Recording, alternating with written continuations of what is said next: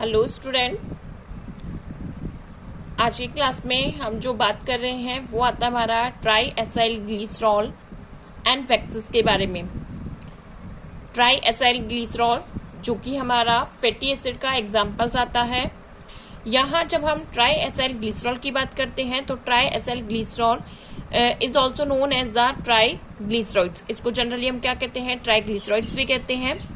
और जो tri acyl glycerol होता है उसका फॉर्मेशन क्या होता है कि जब फैटी एसिड यानी कि ester of fatty acid is combined with glycerol, जब फैटी एसिड के 3 मॉलिक्यूल्स ग्लिसरॉल के एक मॉलिक्यूल्स के साथ क्या करते हैं, कंबाइन करते हैं, बॉन्ड बनाते हैं and they form the tri acyl glycerol. तो इसके जनरली हमने इसके इंट्रोडक्शनरी वे जो था वो हमने लास्ट क्लास में पढ़ा था कि जो ट्राई एसाइल ग्लिसरॉल होता है उसको हम सिंपल एंड मिक्स्ड टाइप में डिवाइड करते हैं। सिंपल टाइप का ट्राई एसाइल ग्लिसरॉल क्या होता है, जिसमें क्या होता है सिंपली ट्राई एसाइल ग्लिसरॉल यानी कि सैचुरेटेड या सिंपल एक ही जो single type of fatty acid combine करता है। और जब क्या होगा 2 या मोर जो डिफरेंट फैटी एसिड जब ग्लिसरॉल मॉलिक्यूल के साथ कंबाइन करते हैं तो वो क्या बनाते हैं, मिक्स्ड टाइप के ट्राई एसाइल ग्लिसरॉल का फॉर्मेशन करते हैं। तो इसके बाद हम जो बात कर रहे थे वो सिंपली जो हमारा ट्राई एसाइल ग्लिसरॉल है उसकी कुछ प्रॉपर्टीज के बारे में बात कर रहे थे।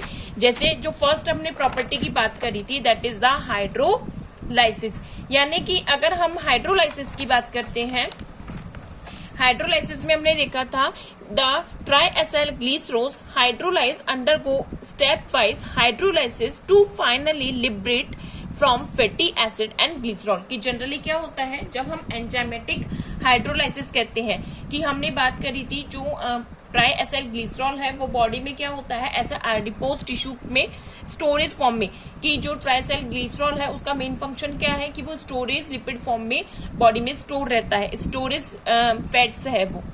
तो इसका क्या होता है कि हाइड्रोलाइसिस होता है। अब हाइड्रोलाइसिस किसके थ्रू होता है, लाइपेज एंजाइम के थ्रू इसका हाइड्रोलाइसिस होता है। So it is a enzymatic hydrolysis. और जब लाइपेज एंजाइम के थ्रू इस लिपिड्स का या हम कहते हैं ट्राई एसाइल ग्लिसरॉल का हाइड्रोलाइजेशन होता है तो क्या बनता है, फैटी एसिड एंड ग्लिसरॉल का फॉर्मेशन होता है। क्या बनता है, फैटी एसिड एंड ग्लिसरॉल का फॉर्मेशन होता है। इसके अलावा अगर हम बात करते हैं तो नेक्स्ट ही जो हाइड्रोलाइजेशन की प्रॉपर्टी आती है वो आती है हमारी स्पोनिफिकेशन की। स्पोनिफिकेशन जिसे हम बोलते हैं या सैपोनिफिकेशन जनरली जिसे बोलते हैं। तो सैपोनिफिकेशन में होता क्या है कि हाइड्रोलाइसिस ही होगा किसका, फैटी एसिड का या हम कहते हैं ट्राई एसाइल ग्लिसरॉल का विद एल्काइल मटेरियल जैसे KOH हुआ और NaOH, यानी कि एल्किल जो मटेरियल होते हैं, एल्किल जैसे एल्केलाइन हो गया हमारा KOH और NaOH, ये क्या करते हैं जो ट्राई एसाइल ग्लिसरॉल है उसका क्या कर देते हैं, ब्रेक हाइड्रोलाइसिस कर देते हैं और क्या बन जाता है, जो सोप का फॉर्मेशन हो जाता है। तो यहाँ पर जनरली इस प्रोसेस को क्या कहा जाता है, स्पोनिफिकेशन कहा जाता है, या हम इसको सोपोनिफिकेशन भी कहते हैं। तो बाय द स्पोनिफिकेशन क्या फॉर्म्ड होता है, सोप का फॉर्मेशन होता है। क्या बनता है, सोप बनता है और ग्लिसरॉल बनता है। और इसको ये जो कंप्लीट प्रोसेस है ये भी किसमें आता है, हमारी फैटी एसिड की प्रॉपर्टी में आता है। नेक्स्ट जो इसकी मेन इंपॉर्टेंट प्रॉपर्टी की अगर हम बात करते हैं तो वो हमारी आती है रेंसिडिटी। ये हम बात कर रहे थे कि फैटी एसिड की मेन जो प्रॉपर्टी आती है वो क्या आती है, रेंसिडिटी। यानी कि जनरली अगर रेंसिडिटी की बात करें तो रेंसिडिटी का मीन्स क्या होता है, it is a term used to represent the deterioration of fats. यानी कि यहाँ पर क्या हो रहा है, जो फैट है उसका डिट्रोरोटेशन हो रहा है और उस डिट्रोरोटेशन की वजह से क्या हो रहा है कि जो फैट मटेरियल्स जो होते हैं यानी कि जो भी हमारे फैट्स कंटेन मॉलिक्यूल्स होते हैं या सब्सटेंस होते हैं उनमें क्या हो जाती है, अनप्लीजेंट एंड टेस्ट और स्मेल आ जाती है। यानी कि जो भी हमारे पास मटेरियल होते हैं जो कि फैट कंटेन होते हैं उनमें क्या हो जाता है, उनका डिट्रोरोटेशन हो जाता है और उस डिट्रोरोटेशन की वजह से क्या हो जाती है, उनमें अनप्लीजेंट टेस्ट हो जाता है और अनप्लीजेंट स्मेल आने लग जाती है। तो यहाँ पर जब हम रेंसिडिटी बात करते हैं तो रेंसिडिटी होती किस वजह से है, it occurs when fat and oils are exposed to air, moisture, light, temperature, bacteria. यानी कि जनरली जब फैट या जो ऑयल्स होते हैं वो एक्सपोज्ड होते हैं कहाँ पर, एयर में या मॉइस्चर में, लाइट में, टेम्परेचर या बैक्टीरिया, अगर इनके थ्रू क्या हो रहे हैं, जो फैटी एसिड्स हैं वो एक्सपोज होते हैं तो उनका क्या हो जाता है, डिट्रो रोटेशन हो जाता है। और क्या कॉजेज हो जाती है, रेंसिडिटी कॉजेज हो जाती है। इट मीन उनमें से अनप्लीजेंट स्मेल और टेस्ट आता है। तो जनरली जैसे हम क्या कहते हैं कि जो मटेरियल्स होते हैं, जो फैट कंटेन मटेरियल्स होते हैं, उनको क्या करना चाहिए, एयर टाइट कंटेनर में रखना चाहिए। तो अगर हम एयर टाइट कंटेनर में नहीं रखते हैं तो उनमें क्या हो जाती है, उनमें जनरली उनका डिट्रो रोटेशन हो जाता है। अब देखो रेंसिडिटी की अगर हम बात करते हैं तो रेंसिडिटी यहाँ पर हमने 2 कैटेगरीज में डिवाइड किया है। तो रेंसिडिटी कैसी होती है, एक होती है हाइड्रोलाइटिक रेंसिडिटी और एक आती है हमारी ऑक्सीडेटिव रेंसिडिटी। 2 टाइप की है, एक है हमारी हाइड्रोलाइटिक रेंसिडिटी और सेकेंड कौन सी है, ऑक्सीडेटिव रेंसिडिटी। जब हम हाइड्रोलाइटिक रेंसिडिटी की बात करते हैं तो यहाँ पर क्या होता है, जो हमारा फैटी एसिड यानी कि ट्राई एसाइल जो ग्लिसरॉल होता है उसका पार्शली हाइड्रोलाइसिस होता है, कंप्लीट हाइड्रोलाइसिस नहीं होता। कैसा होता है, पार्शली हाइड्रोलाइसिस होता है। और यहाँ जो पार्शली हाइड्रोलाइसिस होता है वो किसके थ्रू होता है, बैक्टीरियल एंजाइम के थ्रू। यानी कि हाइड्रोलाइटिक रेंसिडिटी क्यों आती है, ये आती है due to the presence of bacteria. Bacteria के थ्रू बैक्टीरियल एंजाइम का सिक्रेशन होता है and due to this bacterial enzyme क्या हो जाता है, जो हमारा फैटी एसिड होता है वो क्या हो जाता है, डिट्रोरोटेट हो जाता है। और यहाँ पर क्या होगा, जो हमारा ट्राई एसाइल ग्लिसरॉल है या जो फैटी एसिड है उसमें क्या होगा, उसका पार्शली हाइड्रोलाइसिस होगा। तो इसीलिए इसको हम क्या कहते थे, हाइड्रोलाइटिक रेंसिडिटी कहते हैं। यहाँ पे हाइड्रोलाइसिस कैसा हो रहा है, यहाँ हाइड्रोलाइसिस की वजह से क्या हो रहा है, जो ट्राई एसाइल ग्लिसरॉल है उसमें डिट्रो रोटेशन का फॉर्मेशन हो रहा है या उसका डिट्रो रोटेशन हो रहा है। नेक्स्ट जो बात करते हैं वो हमारा आता है ऑक्सीडेटिव रेंसिडिटी। नेक्स्ट जो आता है वो हमारा क्या है, oxidative rancidity. It is occur due to the oxidation of unsaturated fatty acid. ये किस वजह से हो रही है कि ऑक्सीडेशन की वजह से, यानी कि मॉइस्चर हो गया या हम कहते हैं लाइट्स की वजह से या टेम्परेचर ह्यूमिडिटीज की वजह से क्या हो रहा है, जो हमारे अनसैचुरेटेड फैटी एसिड्स होते हैं उनका क्या हो जाता है, ऑक्सीडेशन हो जाता है। तो उस ऑक्सीडेशन की वजह से क्या हो रहा है, जो हमारे फैटी एसिड्स हैं उनमें क्या आ जाती है, अनप्लीजेंट स्मेल आने लग जाती है। तो यहाँ अगर हम इसमें देखते हैं, this is result in the formation of unpleasant product such as di carboxyl acid. अब इस ऑक्सीडेशन की वजह से क्या होता है कि कुछ ऐसे प्रोडक्ट्स बन जाते हैं, जैसे क्या बन गया, डाई कार्बोक्सिलिक एसिड बन गया, एल्डिहाइड्स या कीटोन्स बन गए। तो उनकी वजह से क्या हो जाता है, जो फैट और ऑयल है वो क्या हो जाते हैं, अनसुटेबल हो जाते हैं for the human body consumption. कि बॉडी में क्या हो जाता है, एक तरीके से फूड पॉइजनिंग की प्रोसेसिंग ये क्रिएट कर देते हैं। तो ये हमारा क्या था, रेंसिडिटी। की रेंसिडिटी से क्या हो जाता है, जो फैटी एसिड है उसका डिट्रो रोटेशन हो जाता है। नेक्स्ट आता है एंटीऑक्सीडेंट, यानी कि जो फैटी एसिड है उनके रेंसिडिटी को रोकने के लिए, फैटी एसिड की रेंसिडिटी को रोकने के लिए जो मटेरियल यूज किए जाते हैं, these are known as antioxidant. उनको क्या कहा जाता है, एंटीऑक्सीडेंट कहा जाता है। तो जनरली अगर हम बात करें, the substance which can prevent the occurrence of the oxidative rancidity, यानी कि कुछ ऐसे सब्सटेंस जो कि क्या करते हैं, जो हमारे फैटी एसिड्स होते हैं उनकी ऑक्सीडेटिव रेंसिडिटी से क्या करते हैं, प्रोटेक्ट करते हैं। These are known as the antioxidant. उनको क्या बोलते हैं, एंटीऑक्सीडेंट। यानी कि एक तो बैक्टीरियल रेंसिडिटी की बात करी हमने, जिसको हमने हाइड्रोलाइटिक रेंसिडिटी कहा, और सेकंड हमने क्या कहा, ऑक्सीडेटिव रेंसिडिटी। तो एंटीऑक्सीडेंट क्या होंगे, वो सब्सटेंस जो कि क्या कर देते हैं, जो ऑक्सीडेटिव रेंसिडिटी से प्रिवेंट करवाते हैं, प्रिकॉशनरी यूज किए जाते हैं, उनको हम क्या देते हैं, antioxidant. Trace amount of antioxidant, यानी कि इनका अमाउंट जो यूज किया जाता है, जैसे अगर हम बात करते हैं ट्रोकोफेरोल्स, यानी कि जो विटामिन ई कंटेन ट्रोकोफेरोल्स होता है, या हम कहते हैं हाइड्रोकिनोन होता है, गैलिक एसिड हुआ, एंड अल्फा नेफ्थेलॉन। ये कुछ ऐसे एंटीऑक्सीडेंट हैं जो कि क्या किया जाते हैं, जो फैट एंड ऑयल्स होते हैं उनमें कॉम्ब्रिकल प्रपोर्शन में एडअप किए जाते हैं, जिससे क्या हो, जो हमारे फैट और ऑयल्स हैं वो क्या नहीं हो, डिटोरोटेट नहीं हो, यानी कि वो खराब नहीं हो। इसके बाद हमारा आता है लिपिड पर ऑक्सीडेशन इन विवो। नेक्स्ट क्या आता है lipid pre oxidation in vivo.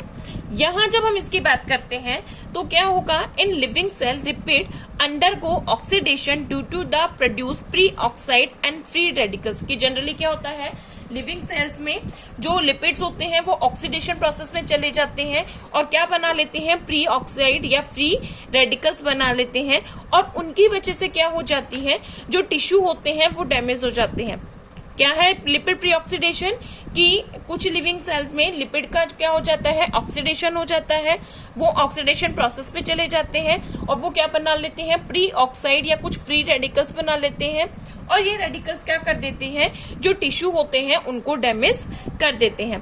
तो इनमें जैसे अब उनकी वजह से होता है क्या है कि ये जो फ्री रेडिकल्स होते हैं इनकी वजह से क्या हो जाता है, एक तो इन्फ्लेमेशन का प्रोसेस हो जाता है, या तो इन्फ्लेमेशन डिसीजेज हो जाएंगी, एजिंग हो जाएगा, या कैंसर। यानी कि इसकी वजह से क्या हो रहा है, डिसीजेस कॉजेज हो जाती हैं एनिमल में, कि इन्फ्लेमेटरी डिसीज हो गई, कैंसर हो गया, या एजिंग का प्रोसेस हो जाता है। ठीक है, अब इनके लिए यानी कि इनके लिए भी क्या यूज किए जाते हैं, कुछ ऐसे एंटीऑक्सीडेंट यूज किए जाते हैं। जैसे क्या हो गया कि एंटीऑक्सीडेंट में विटामिन ई यूज कर लिया, यूरेट यूज कर लिया, या सुपर ऑक्साइड यूज कर लिया, जो कि क्या करते हैं, वो क्या करते हैं, डिसम्यूटेज करते हैं preventing in the vivo lipid peroxidation. यानी कि ये क्या करते हैं, सेल में विवो लिपिड प्री ऑक्सीडेशन को स्टिमुलेट कर देते हैं, उससे क्या कर देते हैं, प्रिकॉशन करते हैं सेल या टिश्यू की। तो यहाँ जनरली कौन आ जाता है, vitamin E, urate and super oxide. ये क्या करते हैं कि जो बॉडी है उसमें वो लिपिड प्रीफॉर्म ऑक्सीडेशन को स्टॉपेज करने या इसको डिसस्टिमुलेट करने का वर्क करती है। तो ये हमारे कुछ ऐसे फीचर्स थे जो कि किसके लिए यूज किए जाते हैं, ट्राई एसाइल ग्लिसरॉल या फैटी एसिड के लिए यूज किए जाते हैं। अब ट्राई एसाइल ग्लिसरॉल के बाद फैटी एसिड में हमारा जो रिस्पॉन्स आता है, या हमारा नेक्स्ट जो आता है वो आती है हमारी वैक्सेस। वो क्या है, हमारी वैक्सेस आती हैं। अब वैक्सेस में जैसे हम बात करें, natural wax are typical ester of fatty acid and a long chain alcohol. जो ट्राई एसाइल ग्लिसरॉल था वहां हमने क्या कहा कि वहां फैटी एसिड के साथ क्या होता है, ग्लिसरॉल का बॉन्ड फॉर्मेशन होता है, और वैक्सेस में क्या होगा, वैक्सेस में जो होगा fatty acid with alcohol, fatty acid होगा और उसके साथ क्या होते हैं, यानी कि एस्टर ऑफ फैटी एसिड होगा, और फिर उसके साथ कौन जुड़ता है, लॉन्ग चेन ऑफ अल्कोहल जुड़ती है। तो वो किसका फॉर्मेशन करते हैं, वैक्सेस का फॉर्मेशन करते हैं। They are formed by the esterification of long chain fatty acid as saturated and unsaturated and higher molecular weight monohydroxyl alcohol। कि जनरली यहाँ पर वैक्सेस का फॉर्मेशन क्या होता है, ये एस्टरिफिकेशन प्रोसेस के थ्रू बनते हैं, और इसमें क्या होती है कि लॉन्ग चेन होती है फैटी एसिड की। वो फैटी एसिड की लॉन्ग चेन कैसी हो सकती है, सैचुरेटेड फैटी एसिड भी हो सकता है और अनसैचुरेटेड फैटी एसिड भी हो सकता है, यानी कि दोनों में से कोई सा भी, सैचुरेटेड और अनसैचुरेटेड फैटी एसिड में से कोई सा भी फैटी एसिड हो सकता है।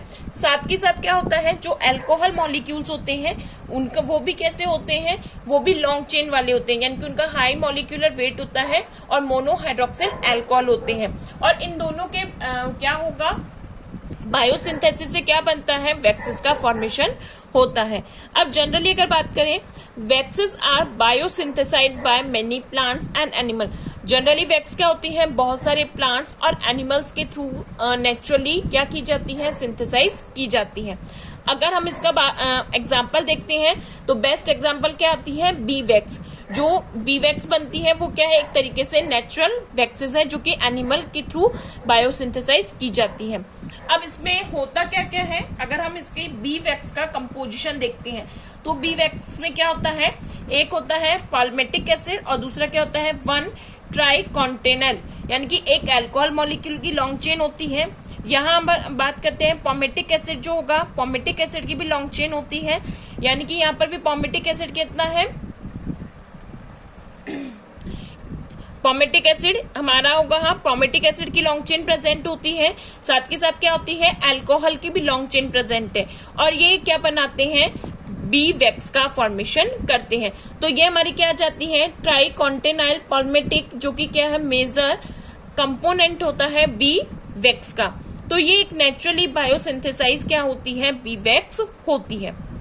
नेक्स्ट अगर हम बात करते हैं तो वो आता है हमारा कंपाउंड लिपिड। अभी हमने जो फैटी एसिड्स पढ़े थे, वो फैटी एसिड्स क्या थे, वो आते हैं हमारे सिंपल लिपिड्स में, कि वो किससे बन रहे थे, कि लिपिड ये किससे बन रहे थे, एस्टर ऑफ फैटी एसिड होंगे, और एस्टर ऑफ फैटी एसिड के साथ क्या होगा, या तो अल्कोहल होगा या ग्लिसरॉल होगा। तो अल्कोहल और ग्लिसरॉल के अकॉर्डिंग हमने क्या किया, फैटी एसिड को टू में डिवाइड किया था। एक हमारा था ट्राइग्लिसरॉल, और एक हमारे जिसमें फैट और वैक्सेस आ रहे थे, और दूसरा क्या आ रहा, सॉरी फैट और ऑयल आ रहे थे, और सेकंड क्या आता है हमारा, वैक्सेस आता है। अब हम बात करते हैं कंपाउंड लिपिड की। तो यहाँ अगर हम बात कर सकते हैं, तो जो कंपाउंड लिपिड होते हैं ये क्या होते हैं, they are the ester of fatty acid, यानी कि यहाँ पर एस्टर ऑफ फैटी एसिड होगा, containing group of addition to alcohol, alcohol भी होगा, एंड अ फैटी एसिड, यानी कि यहाँ पर क्या होगा कि फैटी एसिड का जो कंपोजिशन होगा वो अल्कोहल के साथ होने के साथ साथ क्या होगा, यहाँ कोई अदर मटेरियल भी, जैसे मेटेलिक जो मटेरियल होते हैं वो भी इनमें जुड़े होते हैं। तो कंपाउंड लिपिड्स में क्या होगा कि एस्टर ऑफ फैटी एसिड है, अल्कोहल है, और अदर कंपोनेंट जुड़े होंगे, जो कि क्या करते हैं, कंपाउंड लिपिड का फॉर्मेशन करते हैं। तो जनरली अगर हम कंपाउंड लिपिड में बात करते हैं, तो कंपाउंड लिपिड में कौन कौन आ जाता है, जैसे फॉस्फोलिपिड हुआ, ग्लाइकोलिपिड हुआ, एन एसिटाइल न्यूमेरिक एसिड, जिसको NaNA भी कहा जाता है, और लिपोप्रोटीन। चार कौन कौन से आ जाते हैं, phospholipid, glycolipid, N acetyl neuraminic acid, and क्या आ जाता है, लिपोप्रोटीन आ जाते हैं। तो कंपाउंड लिपिड किससे के थ्रू बनते हैं, fatty acid, ester of fatty acid, alcohol होगा, और साथ के साथ क्या आ जाता है, हमारे अदर कॉन्जुगेटेड मटेरियल आ जाते हैं। तो कंपाउंड लिपिड को हम क्या कह सकते हैं, कॉम्प्लेक्स लिपिड या कॉन्जुगेटेड लिपिड्स भी कहते हैं। अब इनमें सबसे पहले हमारा बात करते हैं फॉस्फोलिपिड। जो फॉस्फोलिपिड होता है, यहाँ पर क्या होगा, यहाँ पर फॉस्फोलिपिड में 4 कंपोनेंट ज्वाइन होते हैं। अगर हम फॉस्फोलिपिड की बात करते हैं, तो फॉस्फोलिपिड में क्या होगा, जनरली 4 कंपोनेंट ज्वाइन करते हैं फॉस्फोलिपिड में। एक होता है, फॉस्फोलिपिड की बात करें, they are the complex organic compound. कैसे हैं, कॉम्प्लेक्स ऑर्गेनिक कंपाउंड होते हैं, जो कि क्या करते हैं, 4 चीजें आपस में ज्वाइन अप करते हैं। क्या कंटेन करेंगे, फॉस्फेट या sorry fatty acid, alcohol, phosphoric acid, and nitrogenous base. क्या क्या एडअप है यहाँ पर, कि अगर हम इसके एडिशन में बात करते हैं, fatty acid plus alcohol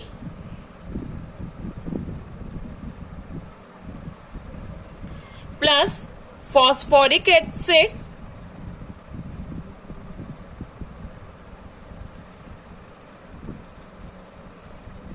plus nitrogenous base. तो ये 4 चीजें आपस में कंबाइंड होकर क्या बनाती हैं, फॉस्फोलिपिड का फॉर्मेशन करती हैं। तो जनरली अगर देखो हम ये इसकी स्ट्रक्चर देखते हैं, ये एक सिंपल क्या आता है, हमारा फॉस्फोलिपिड आता है। फॉस्फोलिपिड में क्या है, यहाँ जो आती है ये हमारा क्या होगा, फैटी एसिड चेन हो गई। ये अगर हम पूरा देखें तो ये क्या है, हमारी फॉस्फोलिपिड की स्ट्रक्चर है। तो फॉस्फोलिपिड के स्ट्रक्चर में ये हमारा क्या आ जाता है, फैटी एसिड चेन हो गई। फैटी एसिड चेन के साथ साथ ये किससे जुड़ रहा है, अल्कोहल मॉलिक्यूल से। तो यहाँ पर ये क्या आ जाता है, अल्कोहल में ग्लिसरॉल बैकबोन आ जाती है इसकी, अल्कोहल की, यानी कि ग्लिसरॉल बैकबोन आ जाती है। फिर इसके साथ क्या जुड़ जाता है, एक फॉस्फेट मॉलिक्यूल जुड़ जाता है, और फॉस्फेट मॉलिक्यूल के साथ क्या जुड़ जाता है, नाइट्रोजिनस बेस ज्वाइन कर जाता है। तो इन 4 चीजों से, या हम कहें 4 अलग अलग थिंग्स के थ्रू क्या बनता है, फॉस्फोलिपिड का फॉर्मेशन होता है। तो यहाँ पर फैटी एसिड और अल्कोहल के साथ क्या है, अदर मटेरियल या कॉन्जुगेटेड मटेरियल प्रेजेंट होते हैं। तो इसलिए इसको हम क्या कह देते हैं, कंपाउंड लिपिड कहते हैं। तो यहाँ पर जैसे ये जो अमाइन ग्रुप होता है, यानी कि जब यहाँ पर नाइट्रोजिनस बेस जुड़ रहा है तो वो क्या होता है, ये इसका पोलर हेड बनाता है, और ये हमारा क्या है, फैटी एसिड चेन है, तो ये क्या बनाता है, टेल बनाता है। क्यों, क्योंकि ये कैसा होता है, हाइड्रोफोबिक नेचर का होता है। तो हाइड्रोफोबिक पार्ट जो होता है वो क्या बनाता है, टेल फॉर्मेशन करता है। तो इस तरीके से फॉस्फोलिपिड जो होता है वो किस किस से बना हुआ है। फॉस्फोलिपिड में 4 प्रोडक्ट्स आता है। कौन कौन से आते हैं? Fatty acid, alcohol, phosphoric acid होगा और साथ के साथ क्या आ जाता है? नाइट्रोजिनस बेस आता है। तो इनके साथ क्या बनता है? Phosphoric acid. अब फॉस्फोरिक एसिड आगे जो हम उसका क्लासिफिकेशन, उसके फंक्शन के बारे में हम नेक्स्ट क्लास में स्टडी करेंगे। Thank you student.